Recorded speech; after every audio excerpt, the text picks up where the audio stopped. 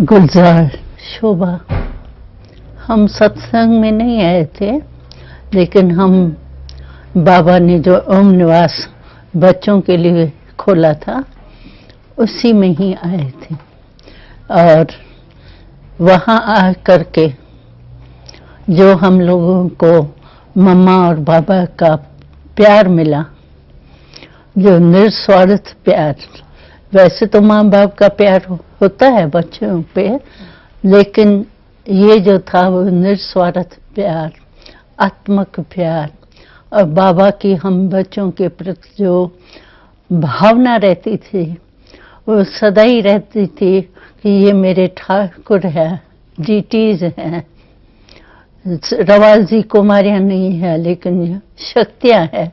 तो वो जो बाबा की भावना और निस्वार्थ प्यार, उसने हमको बाबा की तरफ, ज्ञान की तरफ आकर्षित किया।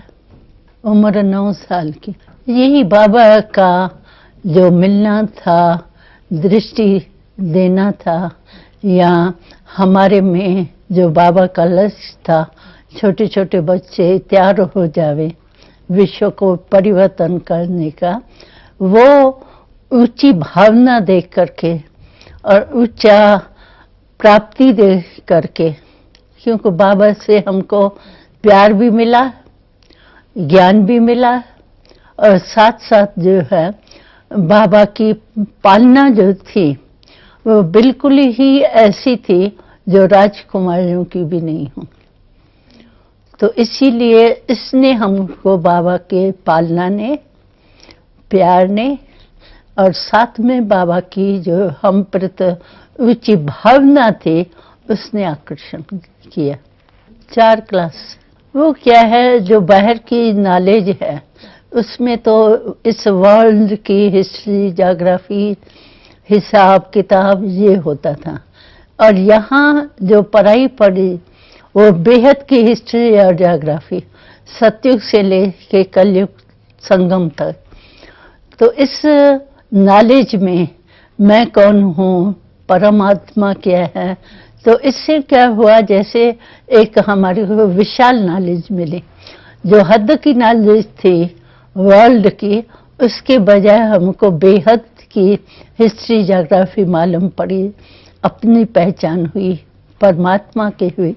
इसीलिए ये नॉलेज बहुत अच्छी लगती थी। वैसे तो पहली बार हम जब ध्यान में गए थे तो घर में ही गए थे, क्योंकि हमारे संबंधी जो है वो भक्ति में थे, लौकिक माँ भी भक्ति में बहुत थी, और हमारे मामी के घर में भी थे। तो पहले पहले बाबा, ब्रह्मा बाबा में जब प्रवेशता हुई तो शुरू शुरू में उस मामी के घर में बाबा रहने आया था और सत्संग चालू था। तो वहाँ एक दिन मैंने साक्षात्कार किया पहला, और वो पहला साक्षात्कार था श्री कृष्ण का, जिसका हमको ज्ञान नहीं था। वैसे हमारे सिंध में एक रवाज था कि शीशे पर प्रिंट होती थी और देवताओं की प्रिंट होती थी, लेकिन हम छोटे बच्चे खाने पीने, घूमने, पढ़ने में बिजी रहते थे, तो हमको ज्ञान नहीं था कि ये चित्र अच्छे हैं। जैसे चित्र आर्ट का काम देख करके खुशी हो ना, उसी रीति से हमारा अटेंशन ये नहीं जाता था कि ये क्या, किसकी मूर्ति है, क्या है, लेकिन एक आर्ट के रीति से बहुत अच्छा लगता था। तो पहले जब हमने श्री कृष्ण का साक्षात्कार किया, वो 8 साल की आयु में, पीछे हम बोर्डिंग में गए, तो मेरे को पता ही नहीं था कि ये मैंने क्या देखा। लेकिन हमारी लौकिक माँ भक्ति में होने के कारण उसने मेरे भाव को समझा कि इसने कोई देवता का साक्षात्कार किया है। तो जो मूर्तियाँ होती है ना घर में, वो ले आई, राम की, कृष्ण की, ये सब मूर्तियाँ मेरे आगे ले आई। लेकिन मूर्तियां और प्रैक्टिकल साक्षात्कार में जो श्री कृष्ण हमने देखा उसमें बहुत अंतर था। यानी उनकी दास दासियां भी उससे अच्छी थी जो चित्र आजकल के हैं। तो मैं ये समझा नहीं सकी कि मैंने क्या देखा। लेकिन श्री कृष्ण का जो पोज है ना डांस का, थोड़ा ऐसे तेजी टांग का, उससे हमने उसको सुनाया। ये ऐसा था, लेकिन वो फीचर्स बहुत अच्छे थे। तो उन्होंने मेरे को समझाया कि ये तुमने श्री कृष्ण का देखा है, और फिर मैंने भी समझा श्री कृष्ण क्या है। लेकिन 1 साल के बाद हम उमनिवास में दाखिल हो गई, और फिर तो हमको ज्ञान मिल गया। इतने बंधन मेरे पास नहीं थे, क्योंकि मेरी लौकिक माँ जो है उसको रुचि थी कि 4 कुमारियों में से एक कुमारी जरूर ऐसे भक्ति के मार्ग की तरफ जाए। तो उसकी मदद से हमारे को कोई खास बंधन नहीं पड़ा। गए वारंट के जब निकला तो हम छोटी आयु वाले थे, इसलिए गए जरूर घर में, लेकिन वहां भी माँ ज्ञान के भक्ति के कारण हमको कोई बंधन नहीं डाला। लेकिन 1 मास 1 वर्ष जो है वो हमको वारंट के द्वारा रहना पड़ा। और फिर उसके बाद हमारे लौकिक माई, क्यों कराची में ही था बाबा, और हम भी कराची में ही रहते थे। तो सवेरे सवेरे जो है वो लौकिक माँ हमको यहाँ ले आई सत्संग में, और कहा बाबा अभी मैं इसको नहीं ले जाऊंगी वापस। तब से मैं वहीं रह गई। बोर्डिंग की दिनचर्या जो थी, सवेरे हम उठते थे, लेकिन योग अभ्यास वगैरह की, योग शब्द नहीं था उस समय। यही था कि आत्माभिमानी बन के आत्मा रूप में स्थित होना है। तो सुबह को उठ करके हमको उठते ही समझो आत्माभिमानी बनने की ये ड्रिल करते थे।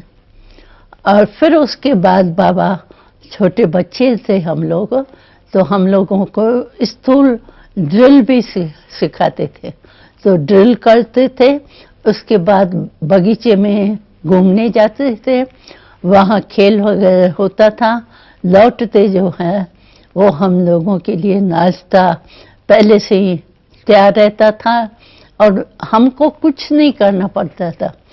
थाली तैयार होती थी, हम खाके और थाली वहीं छोड़ करके जाएंगे।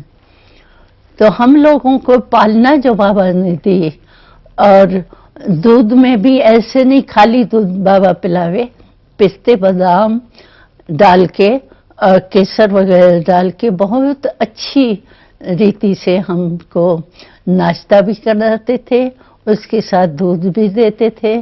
चाय हम लोग नहीं पीते थे, दूध ही लेते थे। तो इसी रीति से ये सुबह का तो ये प्रोग्राम चलता था। और उसके बाद हम तैयार होके, कोई सवेरे तैयार होते थे, कोई घूमने के बाद होते थे। फिर हम क्लास होता था, और क्लास में हमको इंग्लिश, हिंदी, गुजराती सब सिखाते थे। उसके बाद रिसेस में बाबा हम लोगों को बहुत प्यार से जो भी नया फल निकलता था वो अपने हाथ से काट के और खिलाते थे। उसके बाद जो है फिर हमारा क्लास होता था, और कोई 2-3 बजे तक क्लास होता था। उसके बाद फिर हम खाना खा के रेस्ट करते थे, और फिर उसके बाद जो है वो हम लोग शाम के टाइम जो है वो एकांत में आत्माभिमानी बन के बैठने का अभ्यास करते थे। और शाम को बाबा कभी समुद्र के किनारे भी ले जाता था। जब हैदराबाद से कराची में आए हैं तो वहाँ बाबा हमको सागर के किनारे भी ले जाता था, वहाँ खेल भी कराता था, और कहीं ट्रांस में भी चले जाते थे और सागर के किनारे पर अलग अलग बैठ के हम, योग शब्द नहीं था लेकिन आत्मा रूप में स्थित होने का अभ्यास करते थे। हाँ, वो तो हम सभी को टर्न बाय टर्न, कभी भंडारे की सेवा, कभी रोटी पकाने की सेवा, कभी प्रेस करने की सेवा, ऐसे ऐसे काम हम लोगों को टर्न बाय टर्न मिलते थे और हम वो कर्मणा करते थे। क्योंकि हम ज़्यादा करके उन दिनों में ट्रांस में जाती थी, इसीलिए विशेष कोई नहीं हुई, क्योंकि ट्रांस में जाने के कारण हम बाबा के पास ज़्यादा रहती थी। वो क्या है कि पहले हमारा साक्षात्कार जो होता था वो सिर्फ वैकुंठ का, सत्युग का होता था। श्री कृष्ण के साथ रास करना, श्री कृष्ण के साथ खेलना, सिर्फ सत्युग का ही होता था। लेकिन अचानक ही एक दिन बाबा ने मौन रखाया था 8 दिन का, और कोई को कुछ नहीं बोलना था, कारोबार सारी चलनी थी, लेकिन मौन था, स्ट्रिक्ट मौन था। तो टाइम बच गया। वैसे यहाँ वहाँ बात करने में भी तो टाइम चला जाता है, तो मौन होने के कारण हमारा टाइम बढ़ गया, खाली मतलब होते थे। तो शाम के टाइम हम ऐसे ही योग समझो या एकांत में, जैसे 2 बहनें ऐसे एक दो को दृष्टि दे के बैठी थी। तो हमारी ट्रांस का पाठ तो पहले 8 वर्ष की जब थी हम तभी था, उसके बाद तो मैं ट्रांस में नहीं गई। लेकिन जब हम मौन के दिनों में बैठे एक दो को दृष्टि दे के, तो मैं बहुत समय के बाद जैसे गुम हो गई, और मुझे पता नहीं जहाँ हम बैठे थे कहाँ बैठे हैं, और बैठे भी ऐसे स्थान पर थे जो गिर भी सकते थे, पहली मंजिल पर बैठे थे, लेकिन मुझे पता नहीं था। और ट्रांस में मैं चली गई और वहाँ मैंने सूक्ष्म वतन का ब्रह्मा बाबा, अभियुक्त बाबा जो है वो देखा। तो पहले वाली सूक्ष्म वतन का राज जो है वो खुला। तो बाबा को हमने सुनाया और धीरे धीरे वो सूक्ष्म वतन का पाठ जो है या नॉलेज जो है वो स्पष्ट होती गई। तो पहला साक्षात्कार तो कृष्ण का हुआ, लेकिन दूसरा साक्षात्कार हमको संपूर्ण ब्रह्मा का हुआ। और उसके बाद जैसे सूक्ष्म वतन में आना जाना, देखना और मैसेज लाना, वो सब चालू हो गया। मेरे साथ और भी संदेशी बहनें तैयार हुई, उन्हों को भी साक्षात्कार हुआ, लेकिन सूक्ष्म वतन के ब्रह्मा बाबा को पहले हमने देखा। उससे स्पष्ट कराने में टाइम तो लगा, समझ में नहीं आता था ना, ब्रह्मा बाबा तो साकार में था, ये फिर क्या है। तो धीरे धीरे बाबा ने, यानी संपूर्ण ब्रह्मा ने स्पष्ट किया। फीचर्स वही ब्रह्मा बाबा के साकार जैसे थे, लेकिन वो ट्रांसपेरेंट और लाइट का, जो उनके समझो ब्रह्मा बाबा संपूर्ण ब्रह्मा को हम स्पर्श करें तो हमको हड्डी मांस नहीं दिखाई देता ना, लेकिन लाइट की बॉडी पूरी फीचर्स पूरा दिखाई देता था। और हम भी जब सूक्ष्मतन में गए तो मैं भी अपने को वही ट्रांसपेरेंट रूप में ही देखती थी। तो ट्रांसपेरेंट रूप होने के कारण वहाँ की जो भाषा थी इशारों में, अब मूवी थी, लेकिन मैं भी ट्रांसपेरेंट आकारी रूप में थी, इसीलिए हमको संपूर्ण ब्रह्मा की भाषा बहुत सहज समझ में।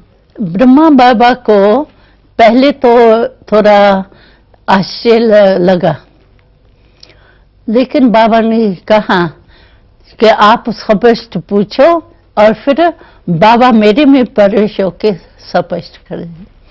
तो पहले तो किसी को समझ में नहीं आया कि ये क्या, बाबा ब्रह्मा बैठा है साकार में और फिर ये ब्रह्मा बाबा क्यों देखती है। लेकिन वर्णन होता गया और स्पष्ट होता। तब हम दिल्ली में थे, लेकिन फोन आने के बाद हम यहाँ दूसरे दिन ही पहुंच गए थे। और जो भी बाबा के बॉडी रखने का या जो भी प्रोग्राम था, वो दादी ने हमको निमित्त बनाया था। और वो प्रोग्राम हम मैसेज बाबा का लिख के दादी को सुनाते थे। और बॉडी रखना है, कैसे रखना है, कितना समय रखना है, क्योंकि सभी दूर दूर से आने थे। तो वो प्रोग्राम जो है वो उसके निमित्त हमको दादी ने रखा। और फिर मैं यहीं थी। जब बाबा का संस्कार किया उसके बाद हम भोग लगाते हैं, हमेशा नियम है ब्राह्मणों का। तो ये संस्कार के बाद हम भोग में बैठी। अब भोग में जब बैठी तो हम तो इसी रीति से गई, तो जैसे सभी का भोग लगता है, संदेश आता है, उसी रीति से मैं भी बैठी थी। लेकिन उसी दिन संपूर्ण ब्रह्मा शिव बाबा प्रवेश हुआ अचानक। हमको पता नहीं था कि अव्यक्त पाठ चलना है या क्या है, लेकिन अचानक ही अव्यक्त और ब्रह्मा और शिव बाबा बाप दादा की प्रवेशता हुई। और जो भी सभी के क्वेश्चंस थे, क्या होगा भविष्य में, कैसे चलेगा, वो उसी दिन बाबा ने प्रवेश होकर सारा स्पष्ट किया। तो मुझे पता नहीं था, लेकिन अचानक ही ये प्रवेशता हुई और बाबा ने कहा कि इसको संदेशी का पाठ जो है वो इसको ही बजाना है, निमित्त है। उसके बाद हमारा ये अव्यक्त का पाठ जो है प्रवेशता का वो चलता था। नहीं, पहले तो हमको अलग दिखाई देता था ना। ब्रह्मा बाबा जब संपूर्ण हो गए तो फिर बाबा ब्रह्मा अव्यक्त ब्रह्मा जो है वो एक हो गए। पहले अलग दिखाई देते थे, फिर एक हो गए। अभी जितना टाइम भी बाप दादा होता है तो उतना टाइम पहले हम ट्रांस में जाते हैं और बाबा से मिलते हैं। जो कोई मैसेज होता है वो सुनाते हैं और फिर बाबा कहते हैं, अच्छा बच्चे, अभी मैं जा रहा हूँ बच्चों से मिलने। उसके बाद हमको अपनी कॉन्शियस नहीं रहती, होती आत्मा मेरी इस शरीर में है, लेकिन कॉन्शियसनेस नहीं होती कि मैं गुलजार हूँ, मेरे में बाबा प्रवेश हुआ है, प्रवेश होके मिल रहा है या वाणी चला रहा है, वो कॉन्शियस हमको नहीं रहती। जब तक बाबा यहाँ प्रवेश होता है तब तक हमारी कॉन्शियसनेस जो है वो मर्ज होती है। उसके बाद जब बाबा वतन में आते हैं तो फिर मैं कॉन्शियसनेस में आती हूँ और बाबा हमको छुट्टी देता है और कोई मैसेज होता है तो वो सुनाता है और फिर मैं नीचे ट्रांस से आ जाती।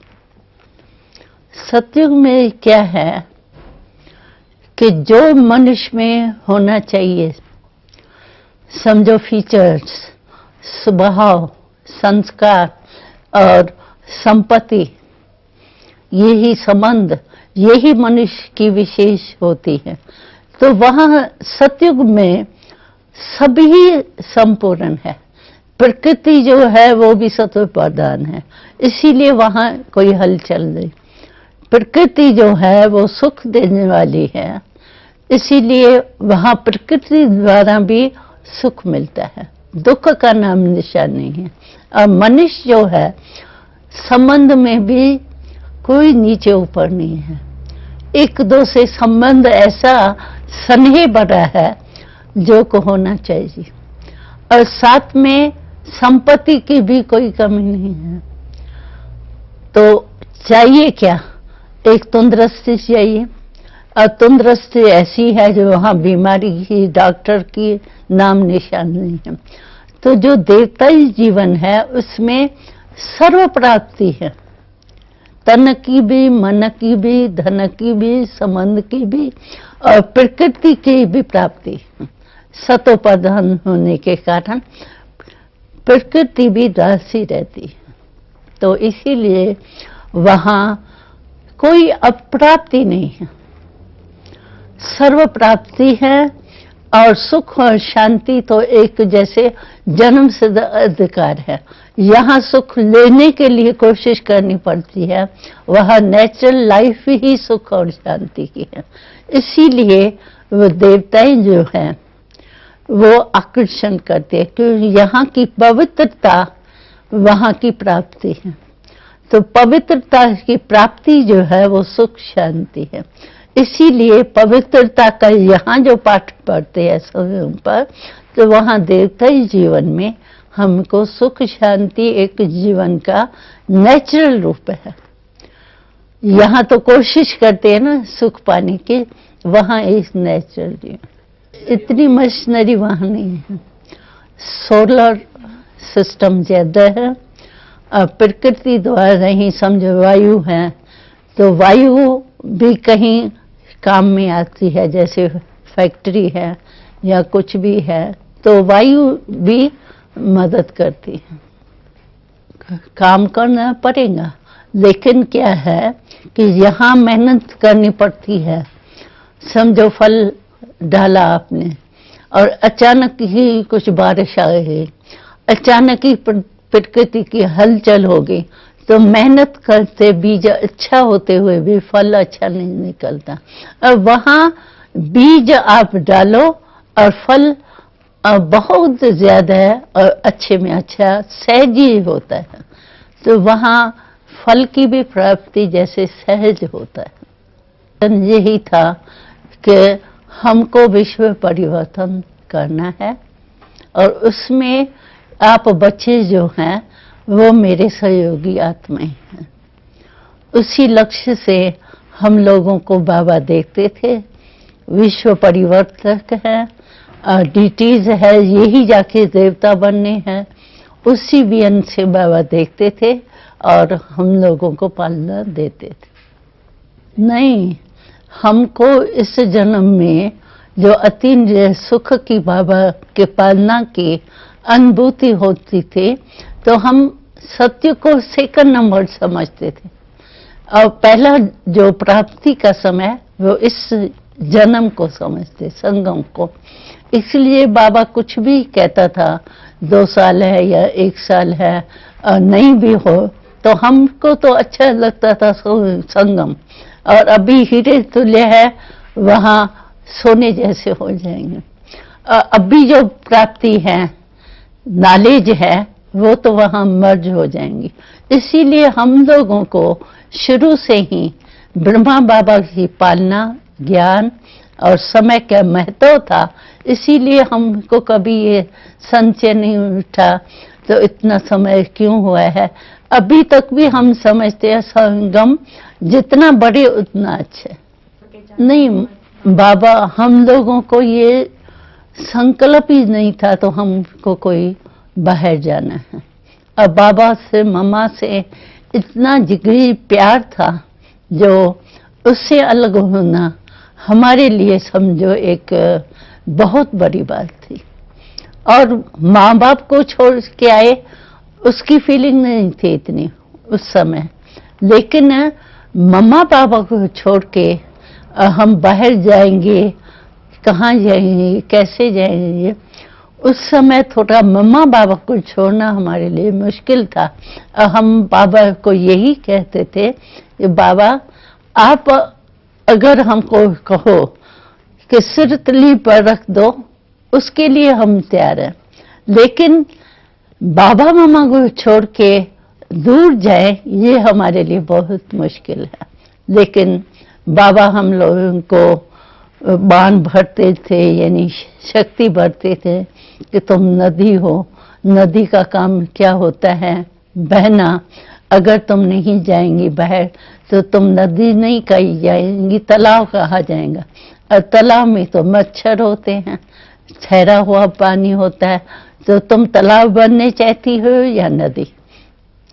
तो कौन कहेगा हम तालाब? हम समझते थे हम नदी है, नदी होने के कारण हम लोग आखिर बाबा मम्मा को छोड़ के, प्यार तो था ना बाबा से, तो बाबा की आज्ञा को नहीं मानना ये भी नहीं सहन होता था, इसीलिए बाबा की आज्ञा मान करके हम निकले। एक तो क्या था, प्यार था, और दूसरा निश्चय था। बाबा ने कहा माना, हमको करना ही है, कुछ भी हो जाए, उसमें सहन भी करना पड़े, तो बाबा के प्यार के आगे वो सहन करना कोई बड़ी बात नहीं लगती थी। तो हम लोगों को पता ही नहीं था कि लखनऊ तो जाना है, लेकिन हमको ट्रेन का भी ज्ञान नहीं था। लेकिन बाबा ने कहा, अंधों ने मुल्तान ढूंढा और तुम त्रिनेत्री बच्चे क्या लखनऊ नहीं ढूंढ सकते? तो हम उसी उमंग उत्साह से गए। बाबा ने कहा है और निश्चय है, प्यार है, होना ही है। तो हम गए और पहले तो धर्मशाला वगैरह में जाके रहे, क्यों हमको निमंत्रण तो था ही नहीं। तो स्टेशन से उतरे, कहाँ जाए ये भी पता नहीं था, लेकिन पूछ के पहले धर्मशाला में रहे, फिर थोड़ा माता एक भाइयों का कनेक्शन हुआ, उसके बाद फिर हमको कहा गया कि आप चीफ मिनिस्टर से एमएलए क्वार्टर जो है उसका पुरुषार्थ करो, लेकिन है असंभव। तो हमने सोचा कि भगवान ने हमको भेजा है, तो असंभव चीज तो होती नहीं। और कहने वाले जो थे, हमको राय देने वाले, वो समझते थे ये कुमारियां क्या कर सकती हैं, और मजाक करते थे हमारे ऊपर। लेकिन हमको निश्चय था कि बाबा हमारे साथ है, ये चीफ मिनिस्टर है, उसके भगवान के आगे क्या बड़ी बात है। तो हम उसी निश्चय से गए भी और चीफ मिनिस्टर से मिले, और उसी समय सेक्रेटरी को कागज न दे करके वहाँ ही उस चीफ मिनिस्टर से लिखाया कि 3 मास के लिए इनको एमएलए क्वार्टर में छुट्टी दीजिए।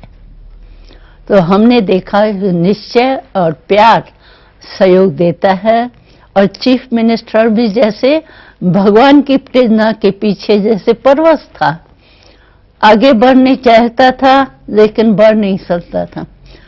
हम बाबूजी बाबूजी कहते थे, वो बच्चियां बच्चा कहते थे, लेकिन सभी देख रहे थे तो ये कौन सी छोटी कुमारियां हैं। हमारी ड्रेस भी साड़ी वगैरह नहीं थी, फ्रॉक और सिंधी ड्रेस थी, तो हम सबसे न्यारे भी लग रहे थे। लेकिन हमारे में योग की शक्ति, निश्चय का वो बल था, इसीलिए वो प्राइम मिनिस्टर जो है वो खुद ही कहता था तो ये असंभव बात संभव कैसे होगी, लेकिन बाबा ने असंभव से संभव करा दिया। ब्रह्मा बाबा की विशेषता ये थी कि हमेशा हमको अपने से ऊंचा देखता था। हम थे छोटे बच्चे, लेकिन बाबा हमको कहता था कि तुम एक एक बच्चा मेरा जो है वो विश्व कल्याणकारी। तो हम छोटे होने के कारण समझते थे कि विश्व कल्याणकारी कैसे होंगे, हमको पता ही नहीं है विश्व क्या है। लेकिन बाबा शुरू से हम बच्चों में वो एक बहुत बड़ी जैसे उम्मीदें रखता था, और वो जो बाबा का संकल्प था, उस संकल्प ने हमको भी शक्ति रूप बनाया। और बाबा की विशेषता ये थी कि कभी भी किसी के प्रति, समझो हम बच्चे हैं तो वैरायटी तो थे ही, लेकिन बाबा उनकी बुराई न देख करके अच्छाई की तरफ खुद करके दिखाता था। और हम लोग बच्चों में भी वो संस्कार बढ़ता था कि कमी न देख करके विशेषता दे।